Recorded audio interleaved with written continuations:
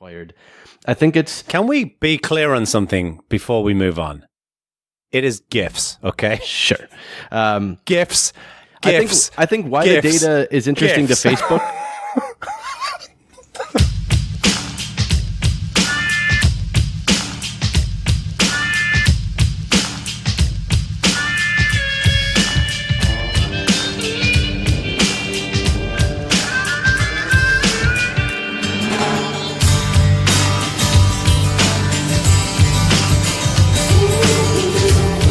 Hello, listeners, and welcome to Season 3, Episode 5 of Bad Voltage. Yeah.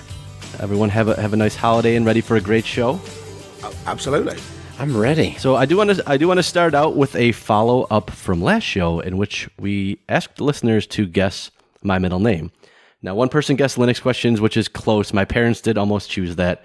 So the closest was actually Jeremy, Elgeron, Winston, Spencer, Churchill, Palmerston, Disraeli, Razzmatazz, which surprisingly close, and yet no cigar, so no LQ t-shirt will be given away.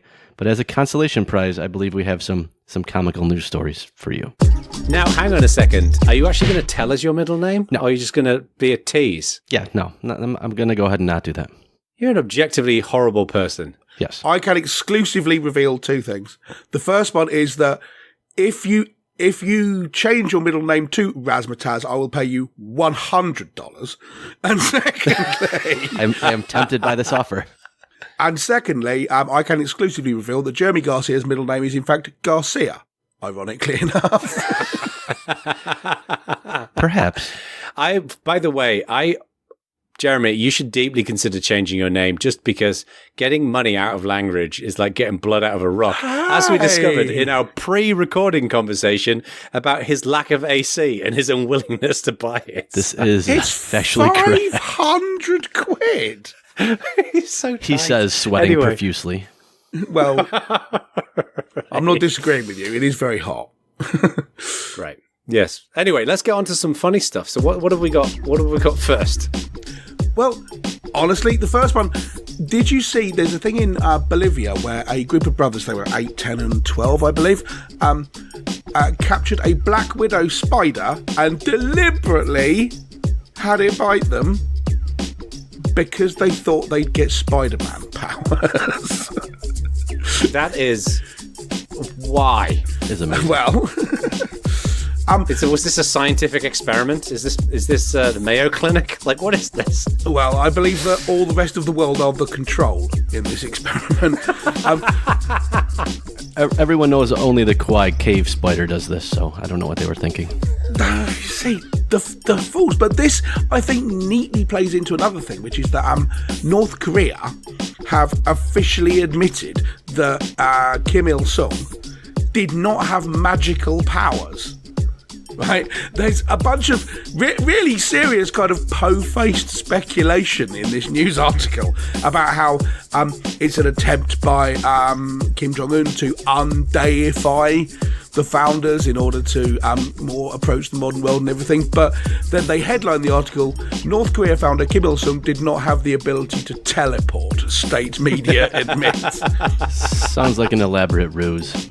Presumably because he failed to find a spider to bite him. It's such a shame that North Korea is both so funny and so sad at the same time, you know? It's like you hear this ridiculousness that happens over there, and then you're like, but these poor people are in this horrible situation, right? It's just... Yeah. It's like a great joke with a really sad punchline. You know... Anyway, well, what a bummer. It is. A slightly more cheery thing that I want to put out. There's a website called thiswebsitewillselfdestruct.com. And did you click on it? I did. And it didn't self-destruct. What it is you can go in there and type in a message, which is saved on the website anonymously, and you can read through a bunch of messages that people have left. And if it ever goes 24 hours without anybody sending a message, it gets deleted. Database and everything, it all gets lost. I thought it was really interesting. So they tell you? Well, I thought it was a really interesting kind of social experiment, you know? Hang on a second. So people can go and do what on the website? Just leave a message which other people on the site can read. So it's a self-destructing forum, basically. Yes. got it. Yeah. That's interesting. And then the final thing was we asked people about ridiculous names because Elon Musk, you saw that Musk's name, Elon Musk and Grimes' new child was named X and then the A Ash character and then A-12. It's now been changed to X Ash A-XII, which according to Grimes is because Roman numerals look better, but the rumour is that California don't allow you to put numbers in your name, and that's why they changed it. But we asked about a bunch of other ridiculous names, and Mr. Bacon, perhaps the Bad Vulture community have utterly come through for us on this. Now, hang on a sec. Before we get onto these suggestions, can we just dwell for a moment on how stupid this name is for Elon Musk and whoever the hell Grimes is? Apparently, he's some famous musician I've never heard of. But why on earth did they call their child this? Do we know? We do know. The Ash character is the elven spelling of AI for artificial intelligence. X stands for the unknown variable. It's just obvious. Seems reasonable. Okay, so better than David, I guess, or Sarah or something. Anyway, all right. So let's go back to the Bad Voltage community suggestions because it's making me mad about Elon Musk's child's name. Dave Wickham apparently had a schoolmate called Obviously. And to be clear, this is not someone called Lee who everyone nicknamed Obvious. This is someone whose surname was Lee and his first name was Obvious. Just honestly fantastic. He swears we're only retailing what we were told, but he says so on Twitter. You can check it out. Rob talked about Khaleesi. Who's Khaleesi? Hang on, who's Khaleesi's?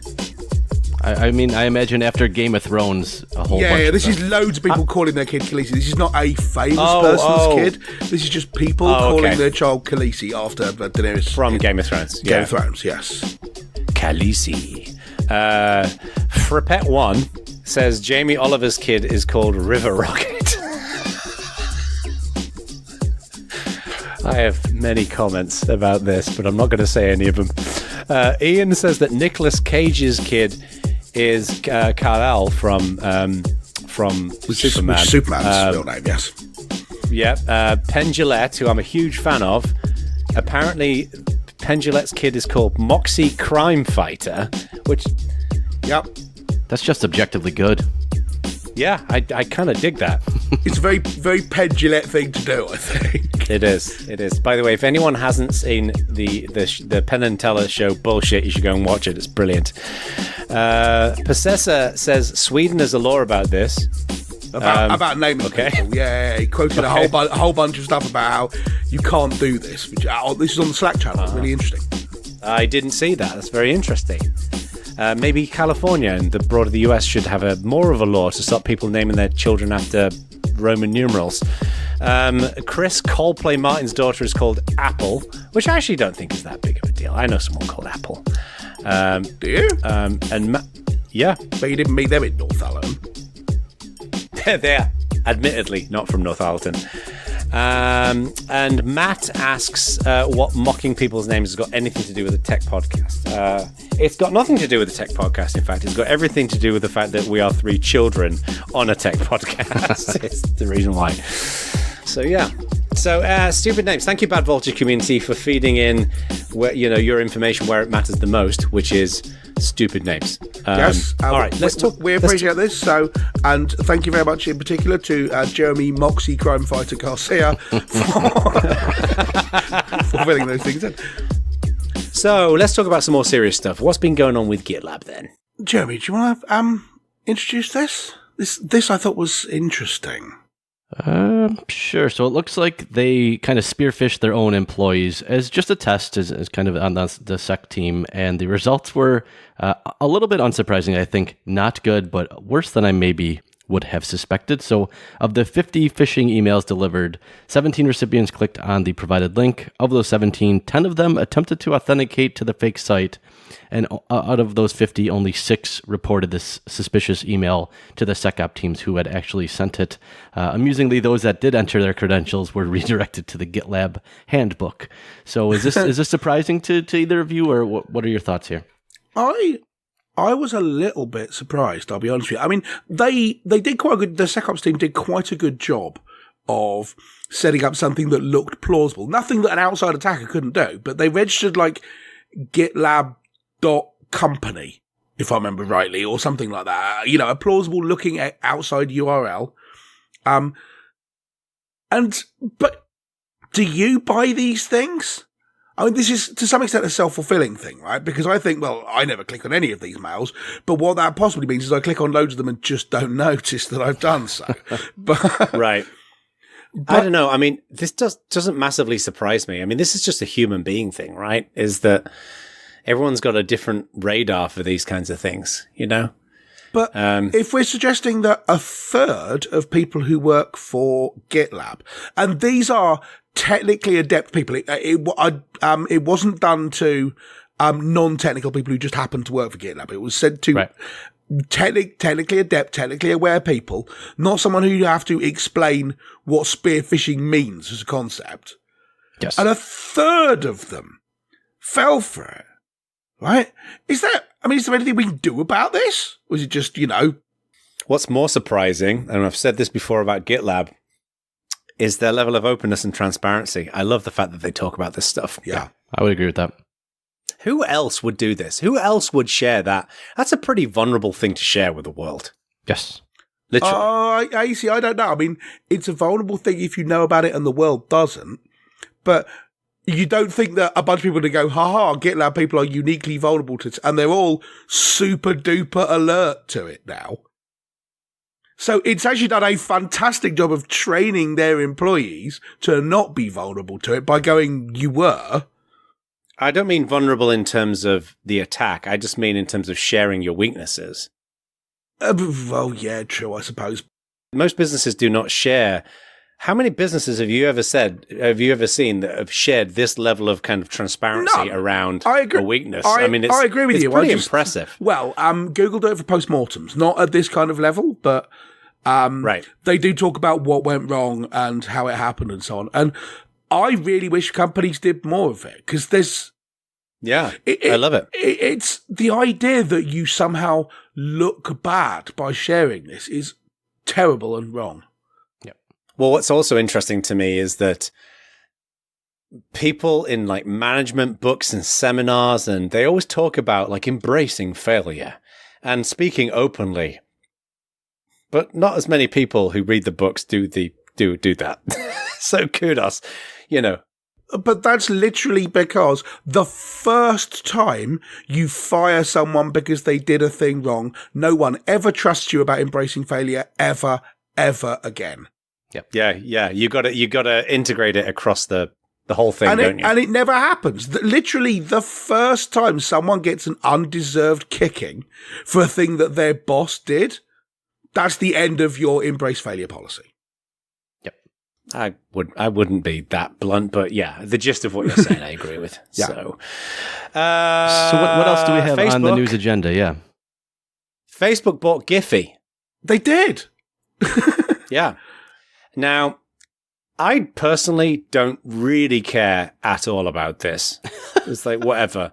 But I know a lot of people are worried about Instagram being just completely inundated with animated GIFs now. So I think the interesting thing here is, a couple things that I was surprised at. Facebook claimed that 50% of Giphy's traffic already came from Facebook, if you include Facebook, Instagram, Messenger, and WhatsApp, which seemed high to me. They raised over $150 million, which, what? Given what they do, seems a little surprising to me. Right. That was surprising. 150. Yes. But where I think this Sadly, is at this point, nothing surprises. going to be interesting for Facebook as a company is not sharing GIFs, because, I mean, they could have built this fairly easily, right? Google has a competitor already that they acquired. I think it's... Can we be clear on something before we move on? It is GIFs, okay? Sure. GIFs. I think why the data is interesting to Facebook, because you can implement the image that shall not be named ease API in a secure way, like Signal proxies it in a way that you cannot get any useful data on. What I think is going to be interesting from Facebook's perspective is if they can convince all new apps to use it because it's the easiest default, they will get real-time insight into which apps are becoming popular and coming out of left field way before almost anyone else. And that's where I think the data for them is going to be interesting. Oh, that's interesting. And realistically, what the company did was about 1% being an image hosting service and 99% being really quite good at convincing people to integrate it. So almost every chat application and forum, whatever, have some way of posting animated GIF because people like doing it. And almost all of them have integrated Giphy search to do so. Yeah, much more than Tenor, for sure. Yes. So they've done a really good job of getting themselves embedded in other people's apps, which is what people are buying. Will companies feel the same now that it isn't a small independent company and it is Facebook? Yeah, but it's a lot harder to take it out. If I was Tenor, I'd say, okay, here is a literal copy of the Giphy API. You have to change nothing other than the line at the top which says Giphy.com. But I think people that are going to be reticent to give that data to Facebook will also be reticent to give that data to Google. True, I suppose. So will another one of these engines spring up that is a third party? It'll be curious to see. Unfortunately, I bet 100 of them will spring up, none of which will get any traction at all. Yep. Sure. Yep, I agree with you. And our last thing is something which we don't necessarily want to go into in depth now. But did you see that Joe Rogan, who does podcasts, which is apparently quite popular, has now gone exclusively to doing it on Spotify? Yeah. Yep. Including removing, as of September, his entire back catalog from YouTube. This is kind of a big deal. It was like $100 million deal or something like that, right? Yes. Because he wasn't on Spotify, if I remember right. He was because he said that it didn't pay enough. All the best podcasts are not on Spotify, I should point out. And Spotify is on quite an acquisition tear here, right? They bought Gimlet, which is a podcast network. They bought The Ringer, which is also a podcast network. They bought Anchor, which was some tooling around it. Now they're spending a pretty substantial amount of money on podcasts. I will be curious to watch if they keep all these open and via RSS, or if they lock some of them down to just the Spotify player. Will be interesting to watch. Yeah, I'm curious to see what happens here. I think it was really smart of them to go after Joe Rogan because he is, I think, first of all, he's got a super popular podcast, but secondly, he's become like a bit of a member of the zeitgeist, I would say. Like people often reference Joe Rogan interviews because he has such a diverse range of guests on there.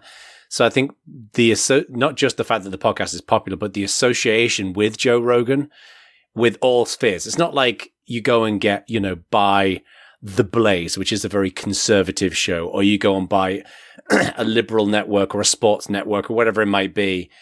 He kind of he has sports people on there, politicians, people from all sides of the political divide. So it's kind of an interesting move for them to take, I think, having his show on there. I'm just surprised he went.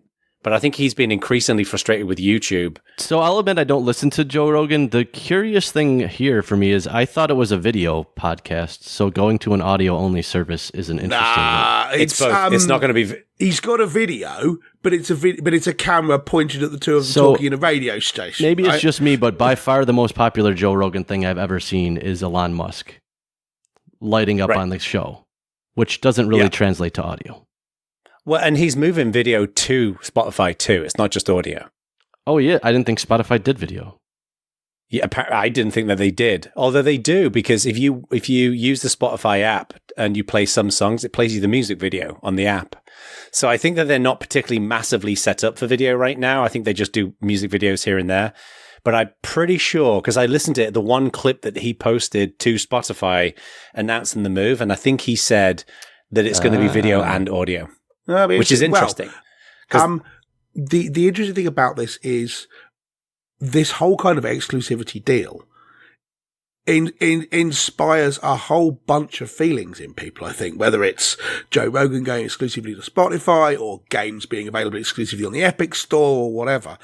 And I feel like we ought to address this in a bit more detail. So I'd like to make it the main topic for the next show. Yes. Sounds like I agree. an There's excellent idea. So much meat on that bone, and so many ways in which our lovely Bad Voltage community could feed into it as well. So stay tuned next show for this exclusively. Only on Bad Voltage.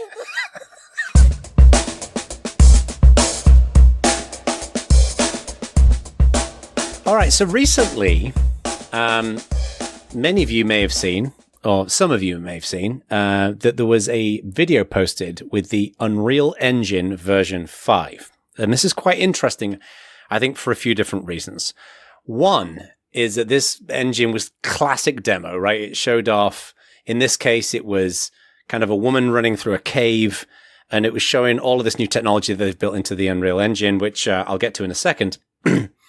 But also it was showing this demo running on a PlayStation 5, which is an upcoming games console that is anticipated to be announced in June and coming out later this year. So we wanted to talk about this a little bit because, sure, PS5's coming out. That's kind of interesting in some ways.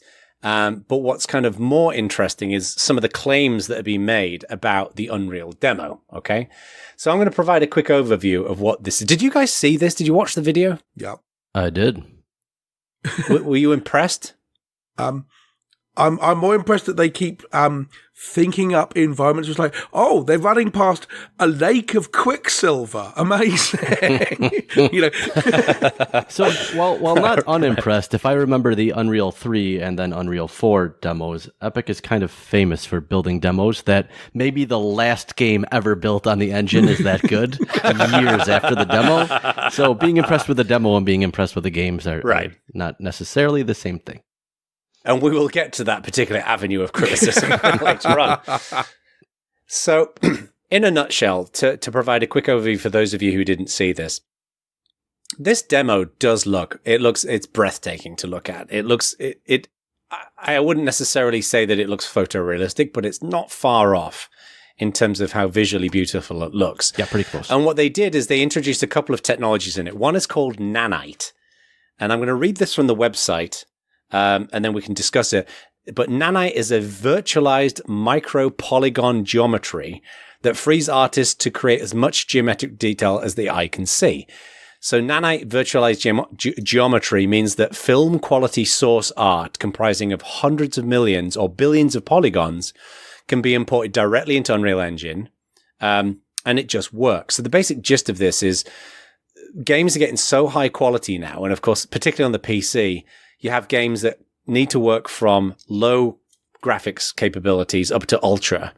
So what they're tending to use is these super high quality meshes, right? So if you have a picture of someone, like a mesh of a statue, for example, and it might have billions of triangles that make it up, typically an artist will have to manually convert that down to a model that can be then used in a game for both space reasons and so it can actually, work at 30 frames per second, 60 frames per second, whatever. So Unreal are claiming that nanite will do that for you. You just load in the raw thing and it'll optimize it for you, which sounds quite impressive. Importantly, as I understand it, and I might be understanding this wrong, what they're claiming is not just that it will do it, it's that it will do it on the fly.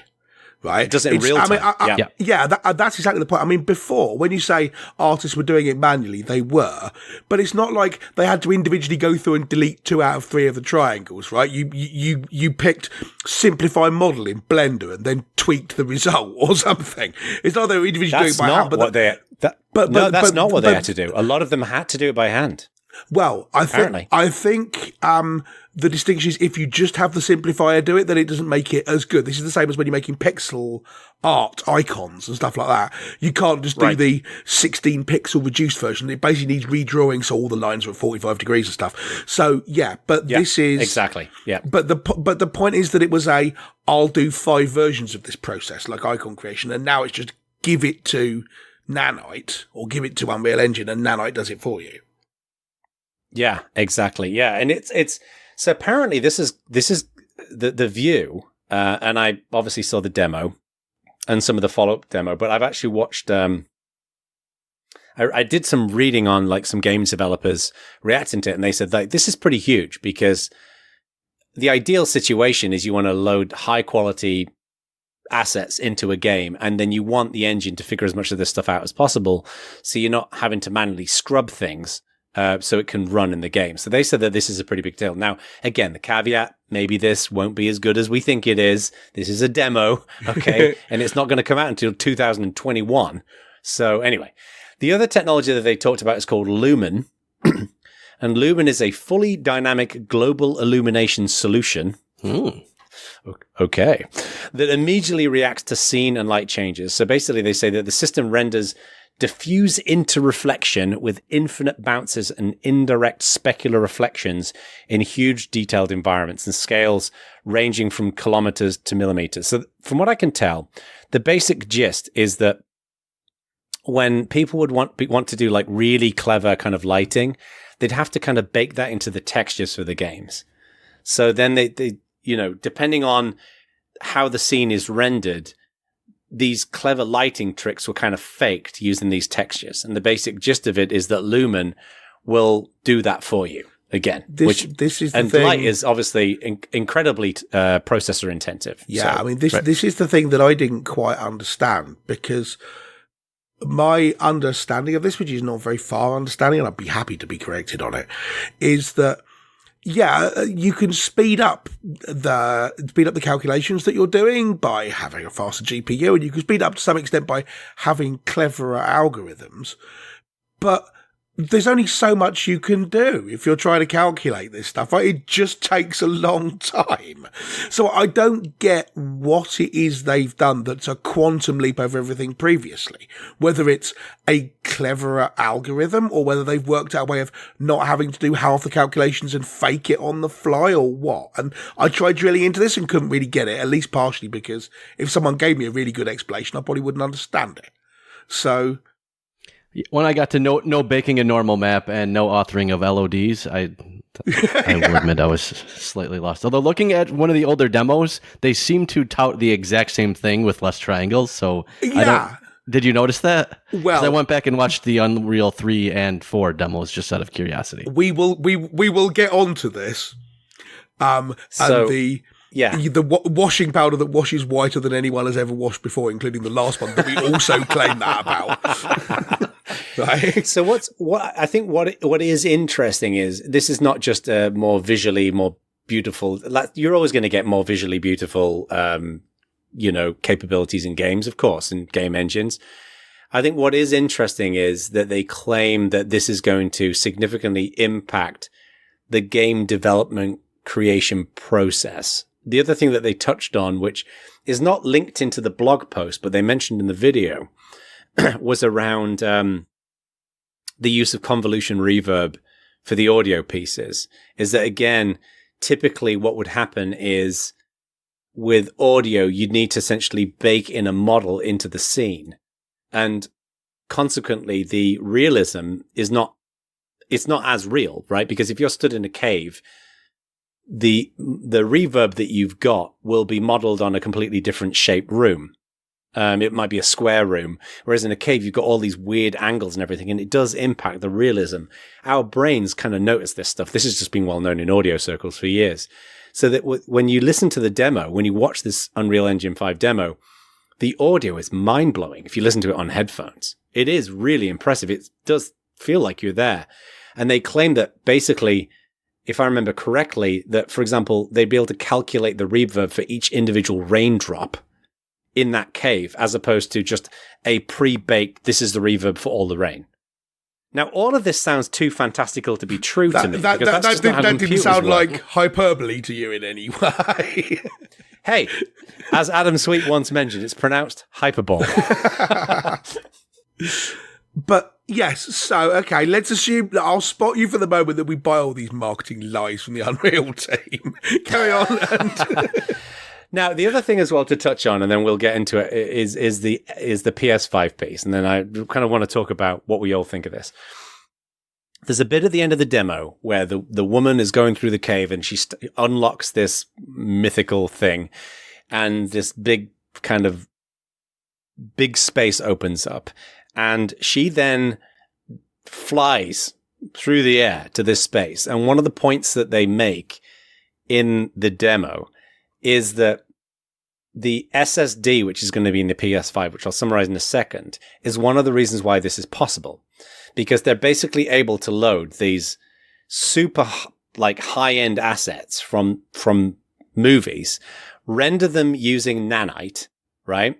But they're able to pull that data so quickly from the SSD because the PS5 is basically having a completely new SSD that's going to be baked into the system where they've essentially had to rewire the chipset to pull data as quickly from it. So the idea being, if you're, for example, in a game and you're looking at the exact view that you're looking at right now, which is, let's say, looking down through the cave, that the SSD, as you move it, will load all the assets for just the view you're looking at instead of having to pull assets, dump them into memory so they're sitting there to be potentially used later on. It's literally fast enough that it can pull the assets as you're moving the viewport that the character's looking at. So the point that they make in the Unreal demo is because the SSD is so fast and because they can bake all of these movie level assets down using Lumen, you get this ridiculously high quality scene with a combination of those two technologies, which is kind of interesting. So, I grant you this all sounds terribly clever. It does, actually. I did read an article which was on Tom's Hardware saying, yeah, all this stuff runs on PC as well, you know. Right. So yeah. I don't know how special the PS5 stuff is, at least partially because it's not like the old days, right? A console now is just basically a high-end gaming PC.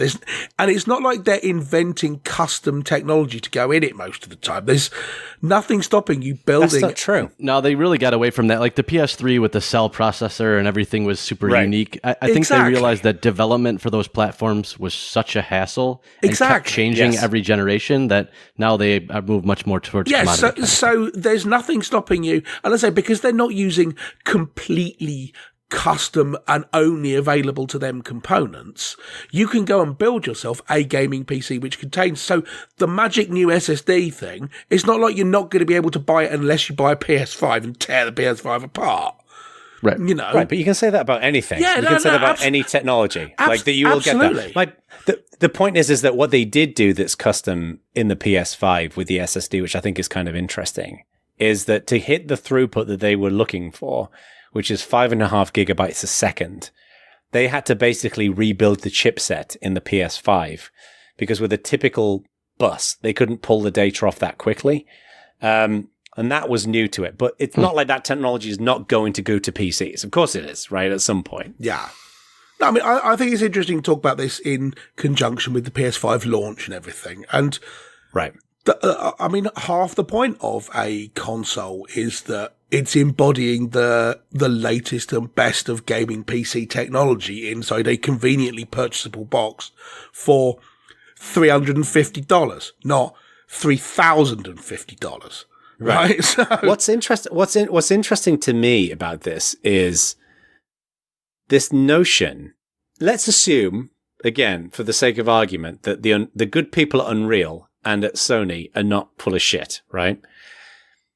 If we assume that, the notion that essentially load times are pretty much eradicated because you only have to pull in the data for that specific scene, right? That's what what Sony is saying is that load times basically go away. You can create infinite open world environments because you're no longer having to pull that data off because historically, I mean, first of all, Blu-ray discs are super slow, but even with a hard drive, if you, for example, have a city block, to get the data off the hard drive quickly enough, you'd often have to have duplication of assets, things like mailboxes, in multiple places on the disk, because you couldn't get it off fast enough because it's scattered around in different parts of the disk.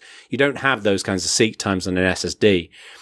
If you've got that combination of being able to use the level of assets that Unreal talk about, and you don't have load times, that could have a remarkable impact on video games. Not having any load times would do. If I thought for one tiny second that was going to happen. And the reason I don't think it will do is, imagine I buy everything about that, right? Right. You can now load the assets you need from the disk in real time. Yeah. You don't have to preload a bunch of them in order to cache them in memory, which means that, every few minutes you find yourself getting into a lift and going up a floor, which is a secret way of just hiding the loading. Just loading shit in. Yeah. So you don't need all of that. Imagine I buy all of that. What then happens is everyone developing games goes, well, now we can do 5 times as much data because everyone's basically used to 2 or 3 seconds loading time anyway. Ask yourself, right? Every time someone brings out a new computer of any kind, it's more powerful than the previous one. It's faster than the previous one, right? So your desktop, does it seem significantly faster to you than a Windows 95 desktop did in 1995? No. Of course not, but you're comparing completely different things. I absolutely disagree. You're comparing the state of what technology can do today compared to what it could do back in 1995. I think what he's saying is it doesn't get faster, it just ends up doing more. Yeah, that's exactly the point. What happens is, when you get faster load times, no one uses this to actually load faster. They use it to load twice as much stuff in the same amount of time. Well, the thing is that I think a comparison will be, would your Windows 95 installation run faster? Assuming that it could actually harness using all the technology that we've got today. Sure, it'd be blazing quick. Yeah. But the point is that technology, people add more stuff into it. And that's exactly the point. I agree with you. I will completely buy it. In the same way that if Microsoft had never done anything with Windows other than what Windows 95 did, it'd now be super duper incredibly fast. But when you give people increased loading times, what they do with it is load twice as much stuff. Right? But the point is, theoretically, is if you can get all of that data into that scene. This is why I find it interesting, because I agree with you. Like, if you've got more resources, people will use them. Yes. Right? And there'll be greater levels of abstraction, right? Like, people aren't writing shit in assembly anymore, right? People are writing in high level languages, and there's all these levels of conversion that need to happen. I think in games they are. I don't think they're writing games in assembly. I think for some of the super performance stuff, they are. I mean, the Unreal people might be. But I doubt it. Yes. No, that's what I meant. The Unreal. Oh, the game engine people? Yeah, I'm talking about game developers. But arguably, if you can get to a point where you can pull in that level of quality and you can load things in real time, then theoretically, you wouldn't necessarily ever hit that unless you're bringing in more assets into that view than the console can obviously display in that particular view. Because of the processing needs. Well, this is why I find it interesting. I understand what you're saying. You see what I'm saying? Yeah, I do. This plays into something that I think, but it may just be because I'm not very discerning, right? So I'm interested in your opinion on this. There was a tip-over point, I don't know, about 10 years ago, probably, where I went, okay, games now look basically realistic. They're not photorealistic in that I'm not ever unsure whether it's a computer-generated image or a film. Right? Right. And despite all of the amazing technology that's happened, that has still not changed. But as far as I can tell, that's not a graphics issue. It's an uncanny valley issue. Right? Right. It's about being good enough at graphics modeling, not about being good enough at graphics display technology. I mean, the graphics display technology I have can display a film perfectly fine, right? And it has been able to for nearly 100 years. This is not a question of fidelity of the graphics technology. It's that we can't make things that look enough like humans. But if you take a human out of the picture and it's just a picture of something, then yeah, you can make something which is photorealistic. I can't tell the difference, in the same way that watching a Hollywood film, if you go and watch Avengers Endgame, apart from the fact that you go, well, that's obviously not real because it's A, bloke throwing magic, or B, a massive robot, or whatever. I've got no idea what's real and what isn't. And that's a good point. It's like when people watched the Twin Towers burning on 9/11. A lot of people were like, this doesn't look real. Because when do you see two? I wonder where you were going towers with that. I'm like, no, don't do this. Right. Oh, no, like it just doesn't look real because you don't see that in day-to-day life, right? Yeah. So as I say, the tip over point for me was probably about 10 years ago, where I went, okay, basically games look realistic enough now. Somewhere on the PS3, maybe. Right. So since then, yeah, the fact that you can now calculate ray tracing through all the individual raindrops, I'm sure is very clever. But because it hasn't made games look indistinguishable from films, and I'm not sure it ever will, but this hasn't materially improved that, is it actually making a difference other than just making games more expensive to develop? Well, I remember people having exactly the same conversation when the PlayStation came out. Like, you got all of this additional horsepower to do these amazing 3D games. Do they actually make games better? And I don't know. I mean, I would argue that games are... That's why I said the tip over. I mean, even, looking back on Crash Bandicoot now, you're like, oh my God, it looks like it's made out of Lego. But even then, no one was going, wow. People were saying, wow, this is fantastic graphics by comparison with their Dreamcast. But they weren't going, wow, this is indistinguishable from a photograph. Yeah. But that point, I mean, you're a Battlefield fan, right? Do you find yourself when playing it, constantly pushed out of the experience by the fact that the graphics aren't real enough? It's not like playing Operation Wolf, right? It's basically real. It's a film at this point, right?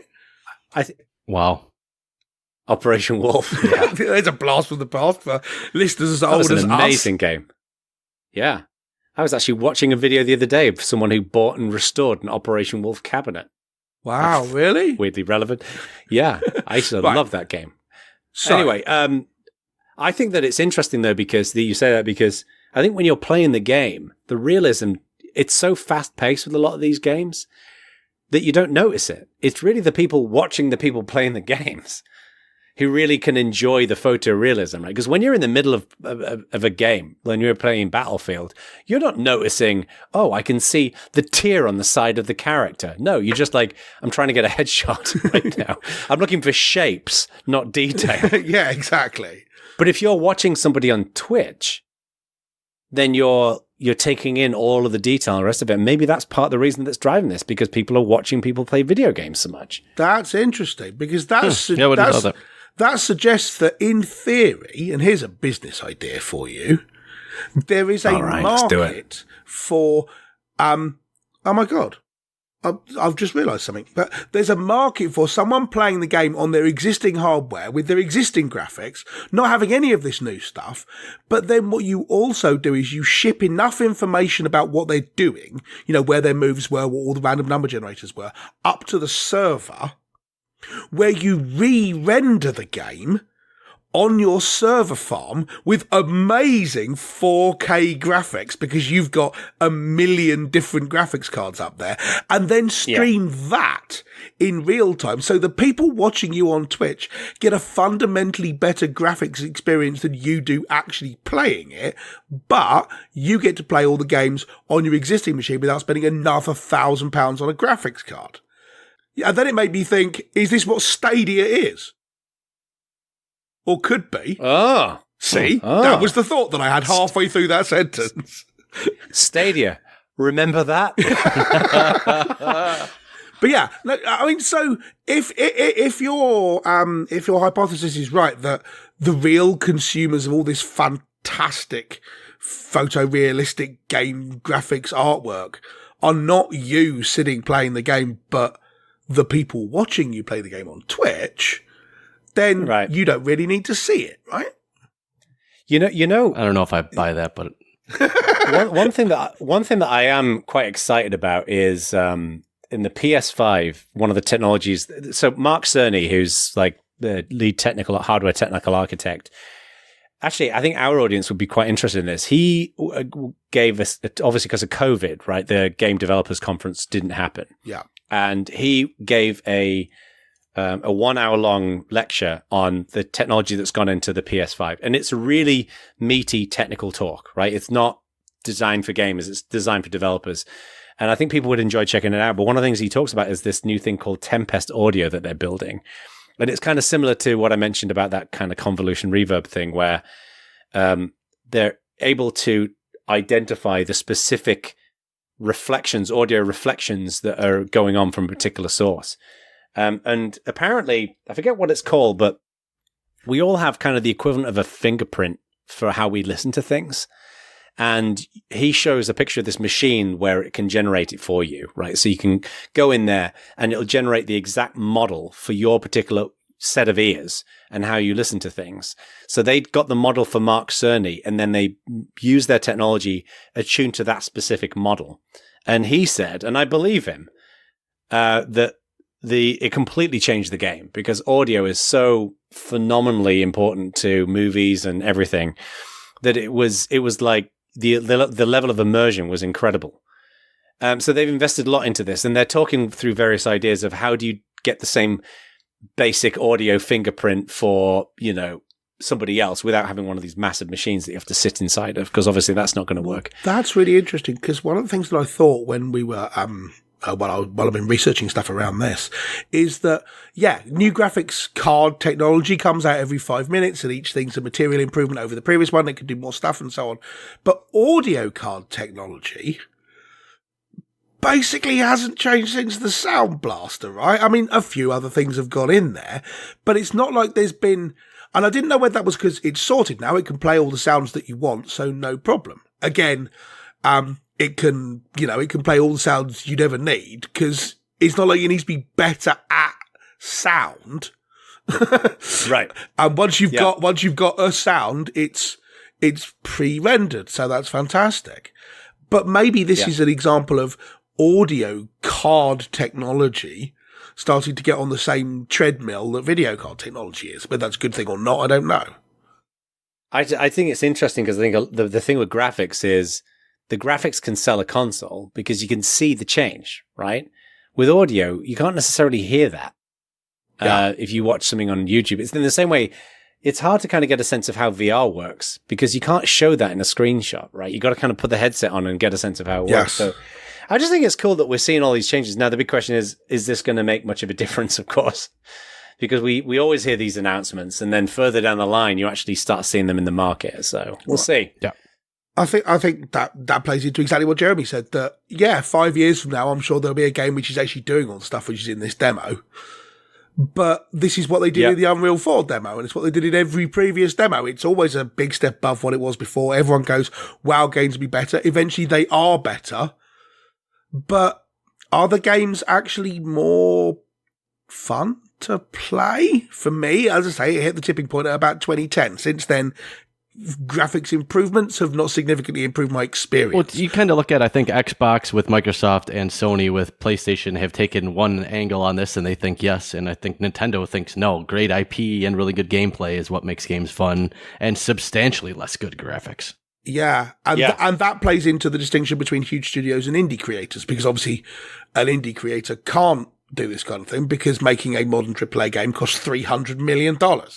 But then you look at something like Undertale, comes out, shed loads of people buy it. And it's not making play on the graphics at all. It's all about gameplay. Yeah. I mean, there's no doubt in my mind that games they've definitely got better in the last 10 years, but I don't know whether that's because of the technology or that's just because, like any art form, it evolves, right? Like, it's like anything, people try new things. They're different designs, different approaches. The science around games is constantly growing. So I don't know. I mean, there's no doubt that the technology will open up new avenues, like certainly with things like open world games, right? They can become more expansive. But I actually think that the games getting better is probably more due to the ingenuity and the creativity of game designers than anything to do with the technology. I definitely concur with that. So anyway, so we are going to talk in our next show about the exclusivity thing because it does map quite well to this as well. So, but I would like to know from our Bad Voltage communitar, are you going to get a PS5? What did you think of the Unreal Engine? Do you think it's going to manifest like this in the future? I'd be definitely interested to hear that. So, yes, so pop along to our Slack channel and let us know. Go and hang out. And is there anything else we need to talk about with this or anything else? Nope. I think we're good. I don't believe so. I would like to say thank you to Marius from NerdZoom Media, who is mixing the show again. Did a great job last time. Yep. Did a fabulous job. Marius, thank you very much. And Marius not only did this show, but he also did my Conversations with Bacon podcast as well. So he's a lovely, helpful guy. You utter slacker. That's You know what I do? I invest my time not editing the show. What you do. I invest my time in not editing the show into feeding the children. Whose children? Well, one child. I can say you've only got son. one child. I thought, this is news. You didn't mention Feeding this. the world, Langridge. Yes. So, pop along to the Slack channel. Tell us what you think about Unreal Engine, whether you're going to buy a PS5, whether you're going to buy the new Xbox. Just get a gaming PC like sensible people. And other than that... We'll see you on the next one.